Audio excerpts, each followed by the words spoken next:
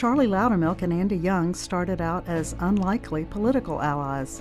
Well, I think when I really began to appreciate what a wonderful person he was and what a courageous person he was when I got pushed into running for mayor. I thought I could run for mayor. I didn't want to be mayor, but I didn't want to run as in a black against white contest. So I thought of I said, I need one strong, well-respected white businessman to be with me in case I win. I figured that Charlie would be the best bet. and he bought it. But Charlie Loudermilk did not buy it, not without some persuasion on Andy Young's part.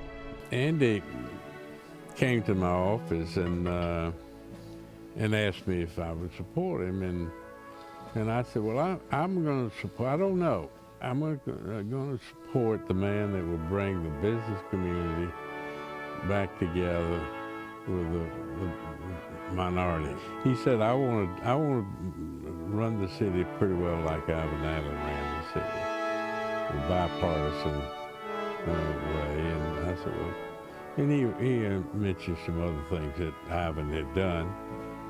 And I said, well, you know, Andy, if you're sincere in that, I'll support you. Their political alliance surprised Atlanta's business community, which had not supported Young during the election. But it was that first business get-together that Loudermilk arranged for the newly elected mayor that would set the stage for years to come. And I asked the secretary to get the leaders of the businesses to meet at the top of the mark and let Andy talk to all of them. And they came. About 85. It was a big group. A big group. And, most of the CEOs yeah, of the city came. It's interesting how they came with a short notice. But Jesse said a few words, I said a few words, and Andy says, it's obvious that I won without your support, but I cannot govern the city without your support. And if you don't come to see me with your problems, I'll come to see you. So keep your door open. Well, that melted the crowd. That was the greatest comment that he could have said with that group. Well, I gave him my phone number too.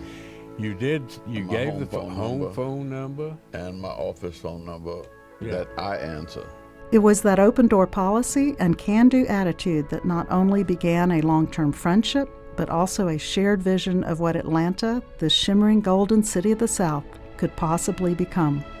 I think the business community understood once they realized that this international city was not a pipe dream, that there was money out there.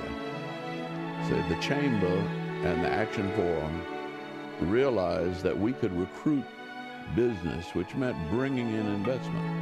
And in those 8 years that we worked on this, we brought in $70 billion of private investment. Well, when Billy Payne came to Andy to talk about the Olympics, and only Andy, the optimist that he is and the love for the city, told Billy Payne, I'll go with you on this, but you need to talk to Charlie, the business community. And he called me, and we met at the Cherokee Country Club. And I had 4 or 5 people there around the table, and he proposed this thing, and of having the Olympics. Well, none of us knew anything about it. We didn't know the Summer Olympics or the Winter Olympics or anything about it, but we said, you know, if Andy's for it, we're for it. As the two have stood side by side watching Atlanta grow, their values have not wavered: honesty, humanity, humility, and humor.